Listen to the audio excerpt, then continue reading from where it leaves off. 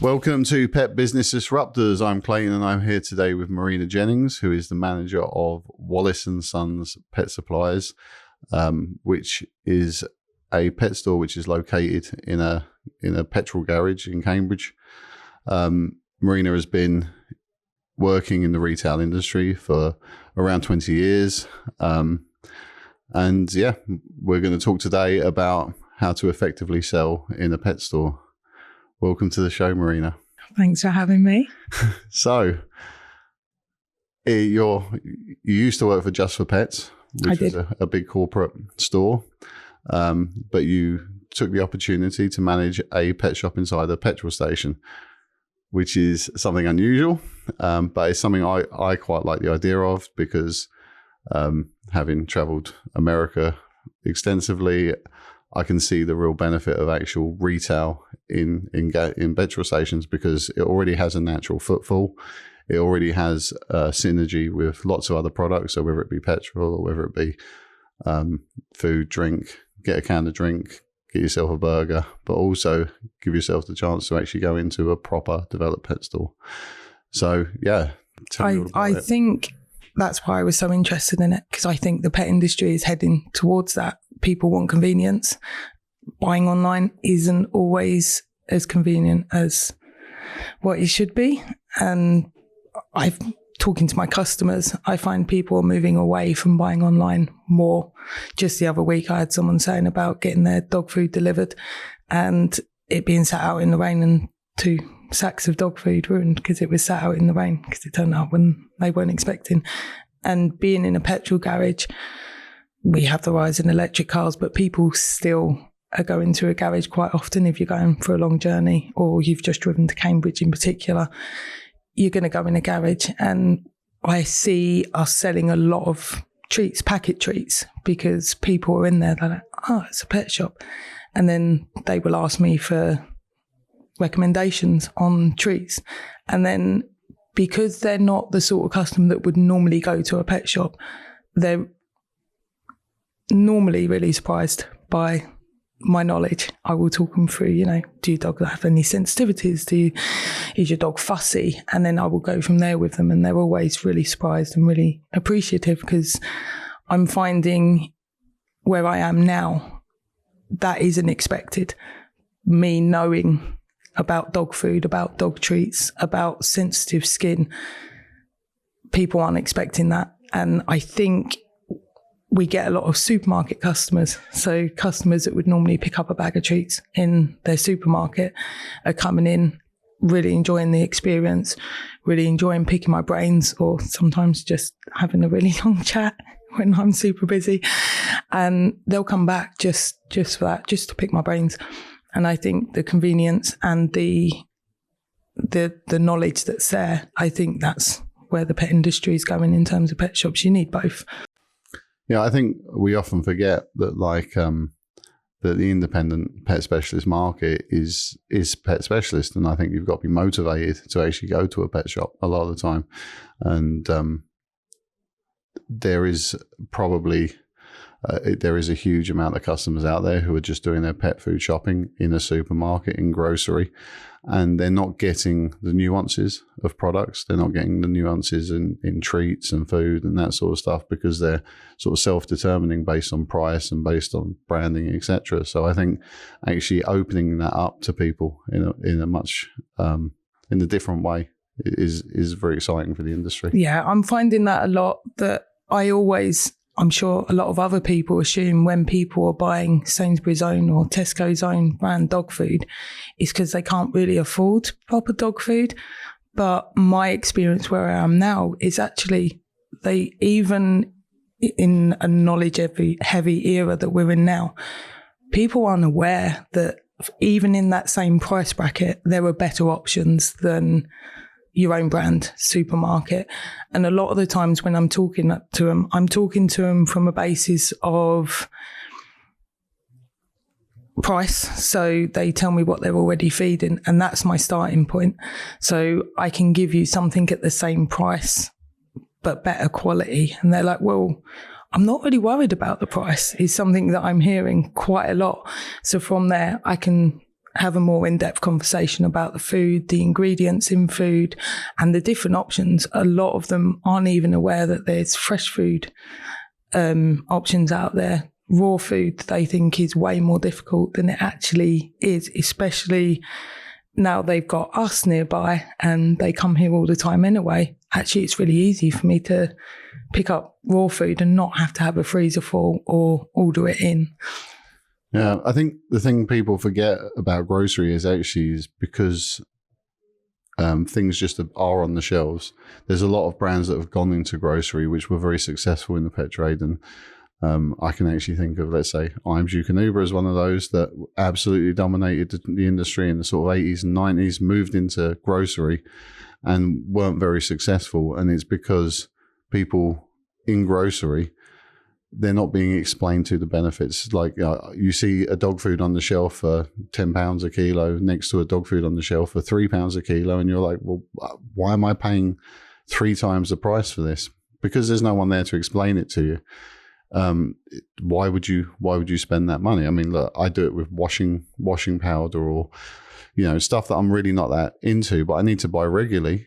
But I'm not going to spend 3 times the price on the washing powder because I don't really understand if I'm getting any benefit from it. That's because you don't do the washing, though. Yeah, it's true enough. But yeah, like throwing you off your game a bit, though, no? I'm always off my game. So Iams is a really, really good example because it used to be a premium brand. It used to be, even people who feed it now still assume it's a premium brand. And I haven't even thought about Iams for years until a customer said that they feed it. And I was like, well, what does that sell for now? The price has gone down so much in that time because they're in supermarkets, because they haven't got people advocating for the brand. They're on a shelf, they're competing against price more than they are quality. Yeah, I was actually shocked at how much Eukanuba sells for now. Like, I had a friend of mine in Yorkshire, and he feeds Eukanuba, and I was like, how much is that a bag? And I forget what it was. Maybe it was 30 quid. And I was like, really? Like, I thought Eukanuba in my head is a premium. Yeah, the premium end of the Iams spectrum. It was Iams was the budget brand, and Eukanuba was the premium brand. But they've had to market themselves because they've gone into grocery in a more low cost way because they just weren't getting traction. So the interesting thing about being in a petrol station is obviously it's a very different format. And the format must be very different from merchandising because obviously you've always merchandised in pet stores, but in the petrol station, you've got longer hours. You're not there all the time. How is that different? So I work between 9 and 6, 5 days a week. The rest of the time, there is no one working in the pet shop. If you go and ask one of my colleagues, what's the best dog treats? They say, no idea, come back with Marina's here. So the shop has to work for itself in that time. When I've done merchandising and things previously, it's always been, let's make it look pretty. You think a little bit about putting products near the till and, putting them in order of quality on your dog food aisle, having your cheap stuff further away, the real basics.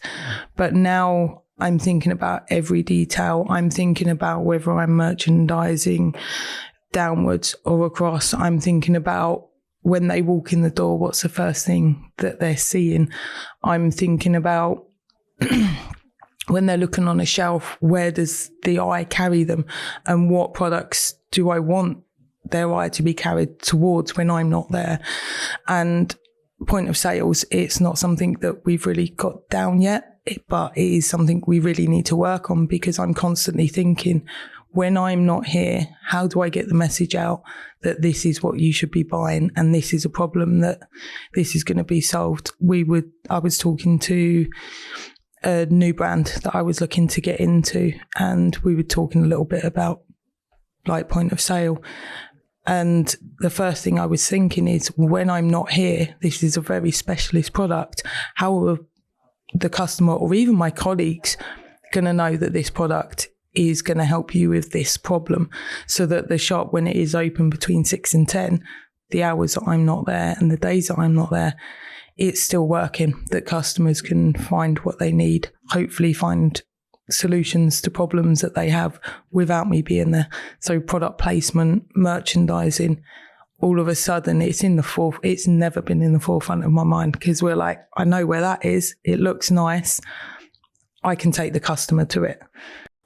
Yeah. I mean, I've always thought, especially with corporates, a good thing would be to have things like tablets where people can actually input, let's say, my dog has itchy skin, and then you can say, well, it could be environmental, it could be food-based, and then, actually have like preloaded questionnaires, because I think obviously you've been in the industry for 20 years, like you're like absolutely immersed in it. But I think for a lot of companies, especially if they're employing retail workers who maybe have come from different verticals, it's not so easy for them to sell stuff. And so actually having strong point of sale stuff where customers can be advised effectively is really important. And I think it's something as an industry we need to up our game on. Because I think we're really, really missing a trick with it, because I know from everywhere, not just the last place, but all the places that I've worked, that merchandising and product placement is an afterthought if you're lucky. And actually we're really missing a trick, because even in a really, really busy, fully staffed store, not everybody wants to stand and have a conversation with you. And how do you help that customer if they don't want to listen to you? Yeah. And look, the reality is when you're selling to people, the best way to get people to buy is to actually make them think they had the idea. You can't just sort of say to someone, this is what you need to buy this, like, because they're just going to bulk. Like, people like their individuality, they like their own choice in matters. Yeah, pressure selling, it does work, but you're not going to retain those customers. Those customers are going to be nervous to ask your advice again, because they end up walking out the store.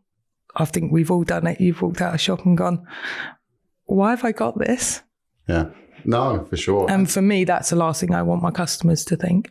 So how do you sell to customers when a customer comes in store and they're just rando off the street and they're just milling in the store? Like, how do you get them? Because in my experience, the successful shops are people who actively sell, because we are active salespeople. I don't care if you're a brand or you're a wholesaler or you're a retailer. If you're not actively selling and actively promoting to your clients, whether that be the end user, the retailer, or the wholesaler, whatever, you're not going to survive in the long term. So once the customer's actually in the store, though, like, so you've got the knowledge, you're milling around, you're like little knowledge demons in the store. What's your sales power? Because there's always a thing where, I know, it's that thing where I go into, let's say, Curry's, and I walk around and I'm like, please do not come up to me. Like, please do not come up to me. Please do not try and sell me insurance.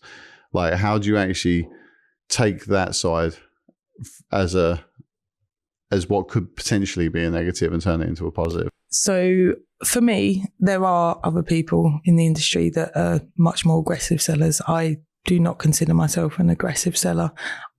Maybe a good seller, maybe all right. But first of all, I want to gauge each and every customer, what their needs are going to be. I do that from the second they walk in the door. I try and catch every customer as they walk in and just say, hiya, good morning, good afternoon, whatever it be. That's always a really good gauge, because some customers will outright blank you and you're like, yeah, they don't want to talk today. They're not having a good day. And other customers will be like, oh, hiya, how are you? And then you give them a minute, let them walk around. And not to be a complete creeper, but I will kind of watch where they're going and what they're looking at. And then I'll give them a minute. And I think the general consensus is ask an open-ended question. That's one of my bugbears, because I don't want to trap a customer. If they're in a rush or if they're just looking for one product, I don't want to trap them into talking to me and stand there thinking, oh my God, can you please just let me buy my dog treats and go away? So I will always give them an out. And you looking for anything in particular? Do you need any help at all? They can say no to those. And I'm okay with that, because sometimes you just don't need help and don't want to talk to people. And And also sometimes as well, like I know what it's like myself, is someone will say to you, do you need any help? And you're like, no, I'm all right. But then at least you know that if you then have a question, it's fine to go back. Yeah, you always follow, if they say no, you always follow it up with, give us a shout if you need anything. So that they know, actually, I can't find what I'm looking for. Oh, whereabouts? And it happens. They'll say no. And I think people see a sales assistant approaching them and automatically go on the defensive, which is where I think this open-ended question thing comes from, because you need time for them to feel comfortable. But for me, I find giving them space makes them feel comfortable if they need to approach you again. But a lot of people do genuinely need help. You know, where's your cat litter? Where's, you know, dog food? Or, oh, you haven't got the dog food I want. And then that opens a question. Yeah, I think also, I also love when people bring their animals into store, because it gives you a natural in terms of talking. I mean, so when I was in a store and I was just milling around, I ended up selling a guy some stuff from that store because he had his dog with me. And so I was like, oh my God, your dog, he was talking to me about his dog, and I'm fussing his animal. And then as a result, he then starts talking to me about, you know, his gut health and that sort of stuff. And, you know, his poos are a bit runny, and, you know, like he's I'm looking for prebiotics. And I started talking to him about pumpkin powder. Was he in the medical aisle? He was. Yeah. Yeah, but he just didn't know what he was looking at, yeah. You know?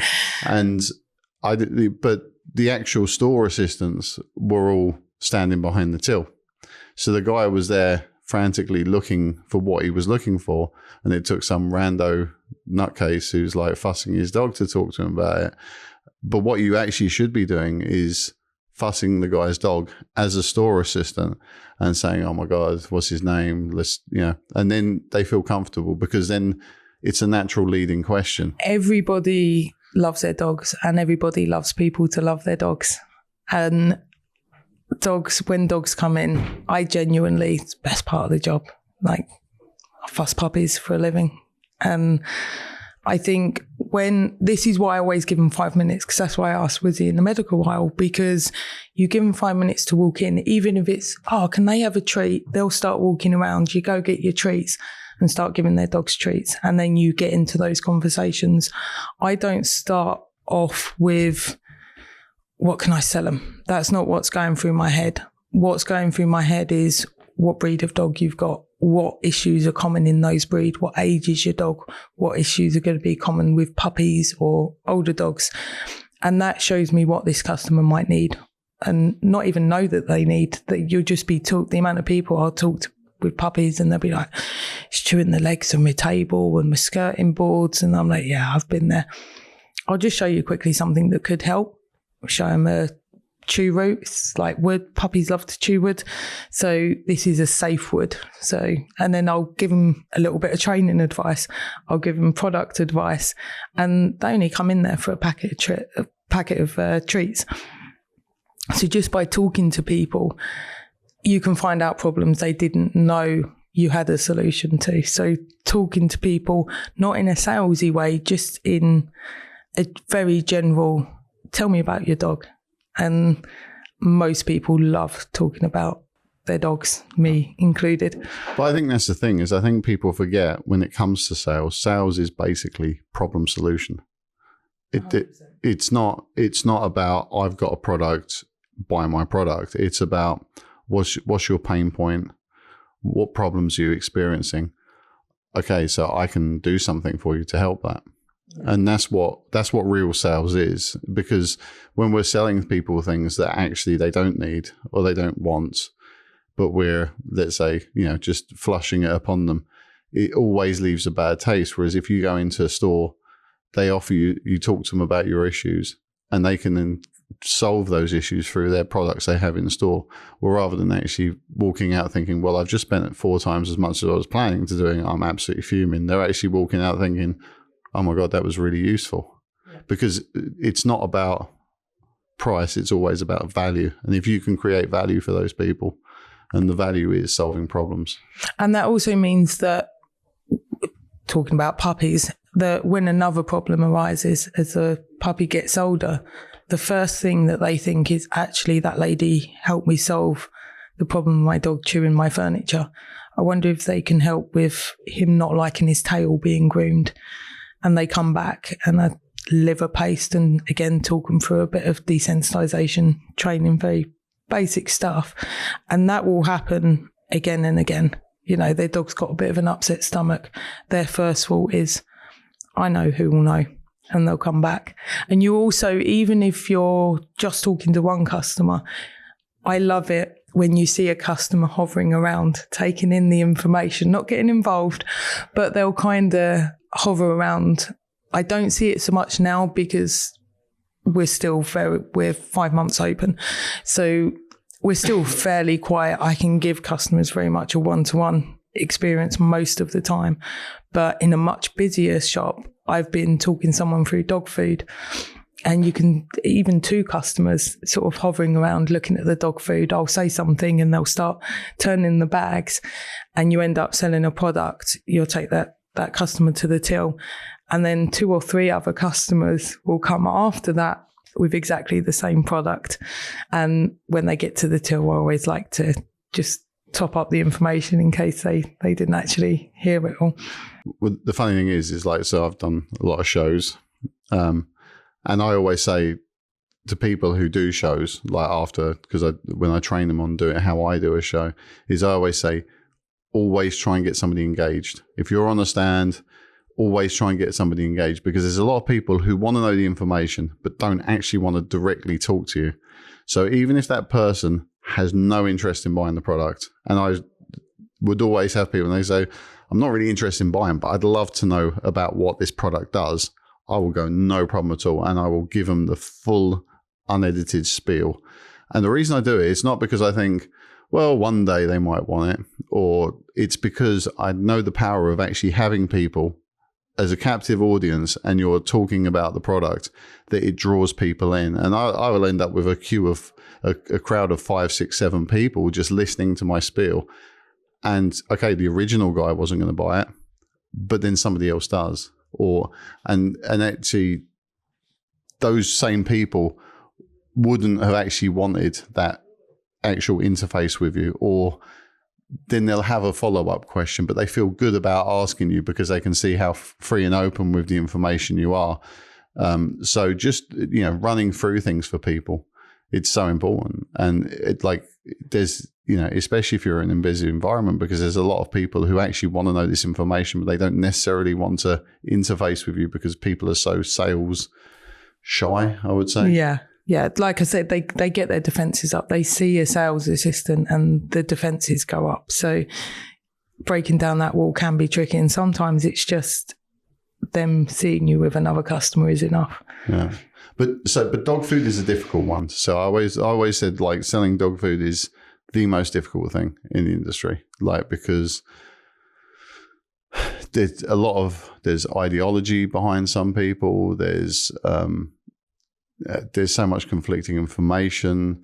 There's a lot of people who are in the industry, and I really disagree with this tactic, but they like to make people feel bad about what they're feeding. And see, that's one of my bugbears. And I've had my customers come into me after having that experience elsewhere. I was feeding this, but the lady at the other shop said that, I'm a terrible owner almost for feeding it. And it really, really bugs me. Do you know what? Everyone's doing the best. No one's feeding that to their dog with their devil horns going, I'm poisoning him, yay. Everyone's trying to do their best. So you've got to go into it knowing that person is, whether it's financially or just knowledge-based, they're doing the very best that they can. No one's deliberately feeding their dog evil food. Yeah, and I think the thing is that, like, people who are in that situation, like, they've probably never had somebody sit down and actually explain to them the differences. I mean, you look on a bag of dog food and you say, whatever dog with chicken, and you think, this is a chicken dog food. This sounds pretty good. And it says complete on it. And it will have some spiel like full of fiber and vitamins. Yeah, exactly. And they go, well, that sounds pretty good. Sounds like pretty nice. But this is the benefit of being an independent store or being a pet specialist store, that you can actually go through people because they are an engaged market. I think the two, just going back slightly, the two barriers to selling dog food is fear of judgment. You can tell even when people pick up their own dog food and bring it to the till, if it's not the most expensive, you can see them looking at you thinking, oh my God. And I've felt it when I've just like grabbed a bag of dog food and I'm like, oh, there was something better there, but that doesn't agree with my dog. They're totally going to think I'm a terrible owner. I've done it myself, like in other pet shops. That fear of people who have a knowledge of dog food have that fear of judgment. People who don't have that knowledge, number one, it is an absolute dog food. The minute you start even thinking about it, it is a minefield. So the amount of knowledge you need to give these people in a short time, it's scary and it's very overwhelming to that customer who doesn't have the knowledge. And then you've got the fear of being sold to. It's that barrier of, this is a sales system. They're just trying to sell me their most expensive food. So the ones with knowledge, you have the barrier of, they know what you can't bullshit them. You have to know what you're talking about. And the ones who don't have the knowledge, you have the fear of the being sold to and being a victim of buying the most expensive food that you didn't really want and doesn't really suit your dog, and just the overwhelming information for it. But you also have to make the customer think it's their decision. Always. And that can be tricky in a dog food sort of environment. So how do you do that? Because obviously, somebody comes in and they say they're feeding, I don't know, X product which you don't sell, and it's, let's say, a lower end or mid-range dog food, and but it's one which is an overpriced one. How do you actually tackle that customer? So we get that a lot, obviously, where the convenience side comes in. They're like, I've run out of dog food. So while they're in there, they're looking for their dog food, and we have a limited range. It is a small store. And, oh, you don't have this, but I'm completely out. What's the closest thing? And they'll tell me, unless it's James Wellbeloved, then just James Wellbeloved customers, you ain't changing them. In my experience, they are the hardest customers to even get to think. I've had customers say to me, I feed would you feed James Wellbeloved, but I'm not changing. Like, okay, I wasn't going to try because you feed James Wellbeloved, but that's fine. So on the food, if it's science plan, like Royal Canin is it's a fine food, but it's a premium price for a sub-premium product. So I actually find that one, I know you said you find them really difficult customers. I find them one of the easiest because I will say a lot of the time they think, they sell it at the vets. It's expensive particularly for what it is. And then I always start with, okay, you feed Royal Canin. Do you want something at the same price point, or would you like something of the same quality? Generally, you're better off going with the same quality, just because if you go from Royal Canin to Origin, you're going to end up with tummy trouble. So start off, but that will normally open the question of, what do you mean? Is that not the same thing? And then you get into the conversation of, actually, dog food is one of the few things where price does not equate to quality at all. You can have some of the most expensive ones that are not very good foods, and some fair price ones that are actually okay dog foods. I'm sure that's controversial to the pet industry, because I've worked with people who are like, Origin's the best. That's the best dog food, raw food. That's the best. I never ever say the best. I always say what's best for you and your dog. Yeah, because every dog's so different. I mean, we've got 5 and we feed 3 different foods, and we couldn't feed Betty on what Mao eats. We couldn't feed Oso on what any of the others eat, because it just doesn't suit them and their metabolisms, their age, their sensitivities. And also, look, Shirley, she's a real fussy eater, so she just won't eat certain things. Yeah, there's plenty of dog foods I'd love to feed my dogs, like the 3 that are on kibble.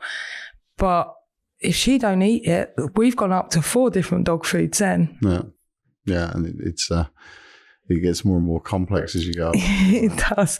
So we try and find one that works for Shirley, who's super fussy, and Betty, who is sensitive. Anything with too many peas in, and her eyes are continuously watering, and sometimes it's ingredients we can't even pinpoint, and she's got hot spots. And so Origin, funnily enough, has never suited. I think Shirley's the only one it suited. The others, I think it's always been a bit too rich for them. We've ended up loose toilets on one of the most expensive premium dog foods that there is. Only one of our dog it actually suits. So, but every dog is different. I think this is also the other thing, is understanding. I mean, you're obviously massively into dog breeds, and you understand a lot of dog breeds.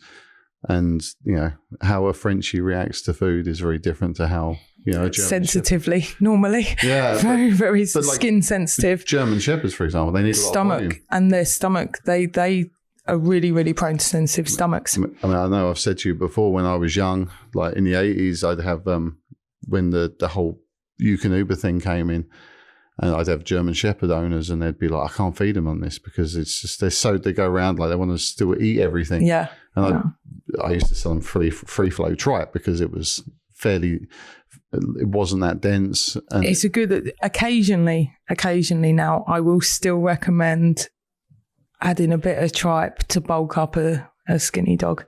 Yeah. Yeah. And that's the thing, is understanding that every breed isn't the same, and that like there is no one size fits all dog food. And then even with, 4 of our dogs are the same breed, and they couldn't be more different. So even within the same breed, there's generalizations that Frenchies are going to have sensitive skin, German Shepherds are going to have sensitive stomachs, Cavapoos are going to be fussy, and just getting them to eat at all is going to be a battle for the rest of their lives, I think. Right. But I've had greedy Cavapoos, I've had Frenchies that can eat anything, and fussy German Shepherds. So, but then it's also about the upsell. So yes. You sell people dog food, but then sometimes the best thing isn't to try and find a dog food that's all it does everything. It's best to, with the rise of supplements, so you've got the dog which is doing well on its food, but it's loose. It's not, or it's got bad anal glands, or it's got, bit of acid reflux, or it could be a number of things. Or you've got a particularly old dog which has got stiff joints. Buying a dog food which has got, let's say, which is tagged with glucosamine and stuff like that, but not enough to make a difference. Yeah, it's also important to sell them a supplement, and I think. Or a chicken's foot. That's one of my go-tos for older dogs. They're like, when do I go on senior? I say, well, if their weight's good, you don't necessarily have to, but add some joint supplements, bit of antler powder. A chicken's foot actually arguably has more than a lot of the supplements do, and the dog foods do anyway. So giving a chicken's foot a day is probably better for them and their joints. Yeah.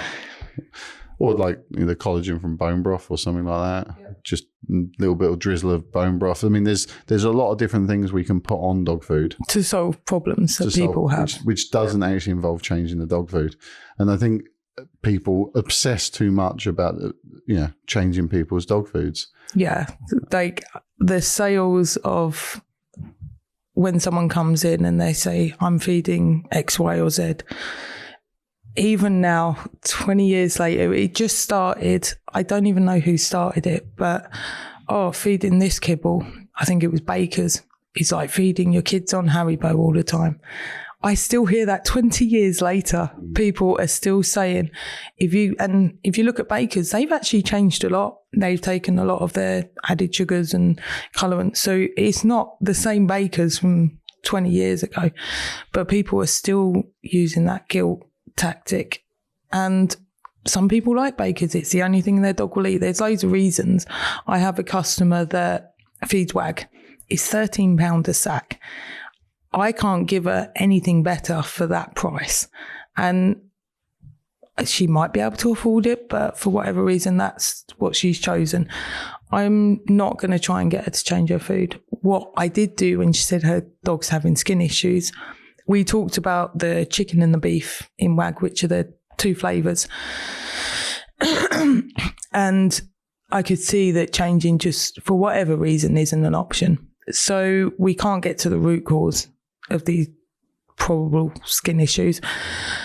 What I can do is give you some kelp powder, which is just going to help the general condition and hopefully help it was a Frenchie, funnily enough, hopefully help him fight some of the symptoms a little bit better.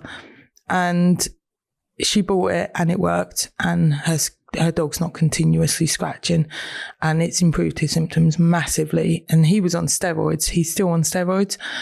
But she saw more of a difference with the kelp powder than she did the steroids.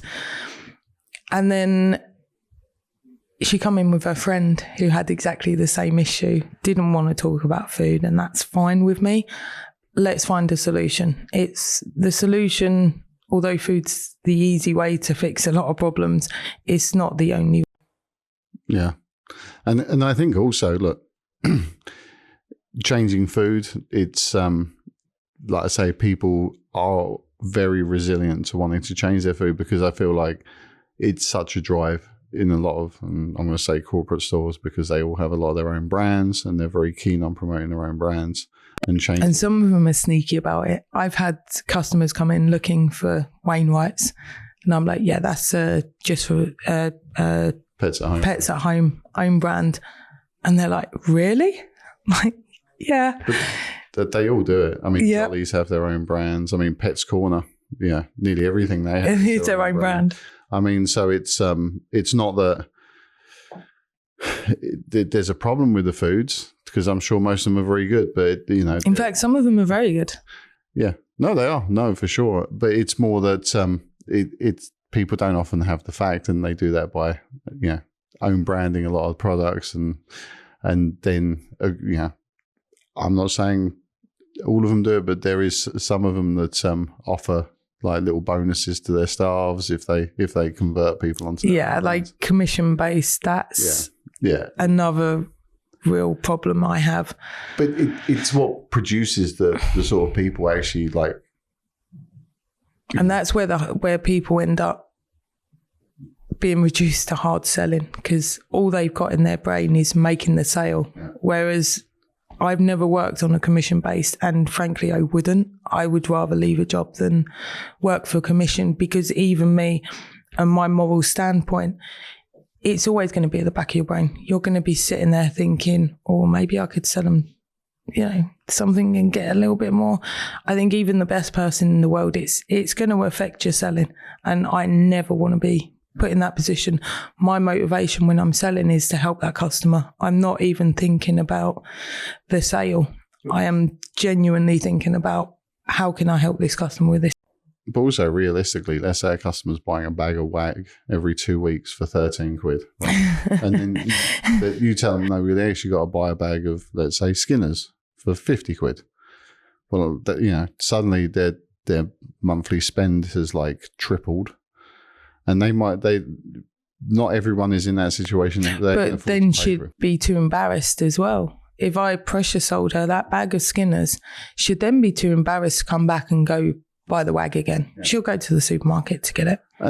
But by selling her the kelp powder, and you can sell her a pot of kelp powder for, let's say, 15, 20 quid.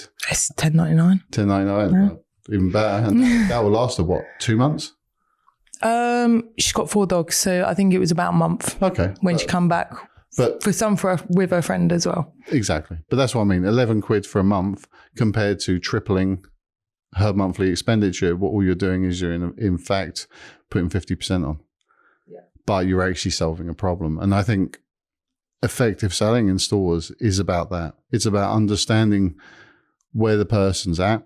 Is understanding where the problems are at and upselling on the basis of that. It's not just the dog. There is a person at the end of the lead that has financial pressures and all other sorts of stuff, time pressures that is going to affect their buying habits and what they choose to spend their money on. So you have to, I'm not a people person, but my job kind of means I have to think about the person as well. but most people spend based on cure, not prevention.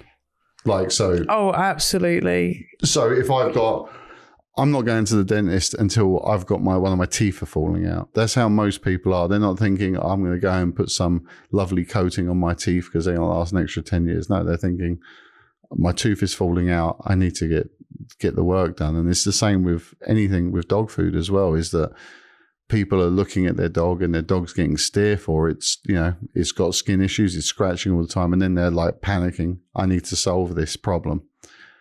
And so actually, a lot of what we do has to be revolving around cure. Yeah, and then you give them the prevention. You say, right, this is the problem. We're dealing with itchy skin. This is a problem. Let's get on top of that, and then we'll back step from there and see how we can prevent it happening again. But upselling isn't always solving problems. Sometimes it is just adding a little bit on. I mean, I don't do it. I never sell for the sake of selling. I think you do that more with product placement. If you've got a new product, having a sign saying new product is how you do that kind of upselling. Otherwise it becomes, again, hard selling. But if someone's got a puppy and we're talking about puppy treats, I will always say best to get like 2 flavors, sometimes even 2 textures, so that when you're reaching into that treat bag, when you're doing your training session, it's not the same. It just keeps the interest a little bit more there. So I've sold 2 bags instead of 1. Or when they're buying the chew root, we can get some liver paste on there as well. Yeah, or a bit of pate or something like that. Just upsell it that way. Yeah, it's your dog's birthday. Get some fish sprinkles to put on their dinner tonight. Yeah. So it's not 99% of the time it's solving problems. Occasionally you're just like, this would be fun to get as well. Yeah. And also just giving them that final agency on it. Like, I know when you sell, like, you'll often go through every single product as well on the aisle, like in terms of dog food, when you sell dog food. It depends on the customer. Okay. So when it's like a science plan, I will say, this is the same price, but let's look at the ingredients. This is the same quality. Look at the price against the ingredients. If it's someone who's not really sure what they want, or I've not been able to really nail down what they want or what their price range is going to be, like those customers who don't have the knowledge, that's when I'll go through from the worst to the best, and I will explain why that's the worst and the best.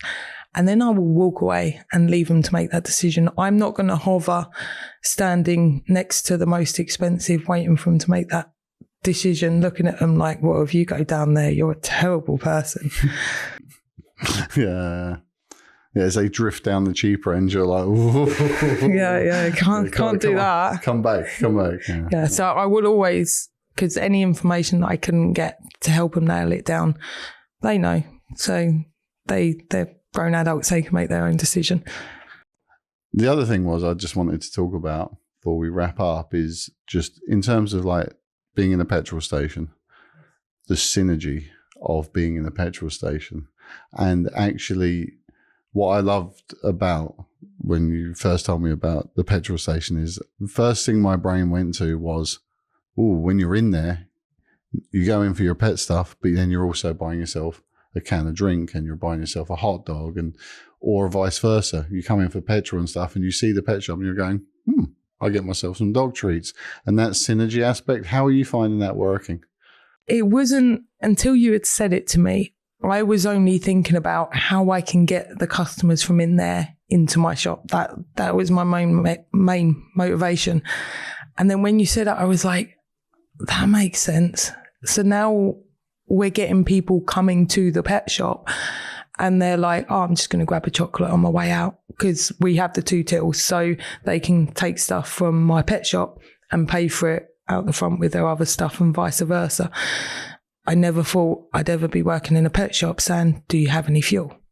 That's a new one. And I'm finding that more and more people are like, oh, I'm just going to go and get a can of drink. So I'm seeing it. I think maybe it was happening before and I weren't noticing it as much. But since you said it, it's something I'm definitely noticing.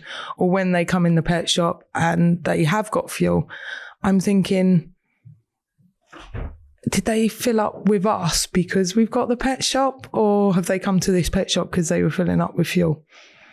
It's a hard one to actually gauge numbers on. No, because it is difficult because, you know, it's always hard to know why somebody actually makes a journey somewhere. And are they filling up with fuel because they wanted to buy their dog food, or are they buying dog food because they were filling up with fuel anyway? Exactly. But the beauty of it is that a lot of the time they'll do both. And I know you said before that the weekends were always naturally very quiet for the petrol station. I had been told, yeah, that because when I was talking to the manager, there's so many parallels, but there are so many differences between what is a normal retail and what is a pet shop. All the things that have always been so normal to me, like you have to work weekends because we are super busy. All of a sudden it's like, no, weekdays are far busier for us. And I'm like, really? Well, yeah, I suppose when do I get my fuel? It's during the week when you're going to work. Weekends, I don't want to be stopping for fuel. Yeah. And I mean, they've noticed an uptick, haven't they, in fuel sales and the actual... I don't know about fuel. But the I think, station, yeah, I think my manager did say that weekends seem to be getting busier. It could be a coincidence, though. It could be time of year. I don't know. Yeah. Weekends like fuel buyers in September and October. Or like, but it's like, I just find the concept interesting, and I think we need to be doing a lot more of that because. Yeah, I don't think the owner really realizes how groundbreaking this could be for the pet industry. And at the moment, it is working. I love the fact that it's so different. I love the fact that at this point I get to work alone but still not be alone. So I've been in quite an intense pet shop where your colleagues become your best friends. It's quite nice to not have to work. Yeah. Everyone's different. I mean, I like working with people, but no one ever wants to work with me. That's the problem. That's so weird. I don't know why. Yeah, no. I'm such a friendly guy. But yeah, no. So that's awesome. So if anyone wants to visit Wallace Sons Pet Supplies, it's based in Barton in Cambridgeshire, so just off of Junction 12 on the M11. I'm glad you said that because I panicked then thinking, I don't know where we are. I don't know. I have no information. You drive by with sat nav and that's it, don't you? So like, no, I don't actually. I learned my way there really quickly. For 6 months where I worked before, it took me to learn to drive there without the sat nav. But this one, because it was not too far up the road. Yeah. So yeah, Junction 12 on the M11. So if you ever want to see something, you know, the future of what pet shops could look like, and me, of course, and Marina, obviously, then yeah, go visit, and you can add Marina on LinkedIn, Marina Jennings on LinkedIn. They also have Hershey's hot chocolates and Hershey's slushies. So and rollover hot dogs. Yeah, you like those. Right, awesome. Thanks a million.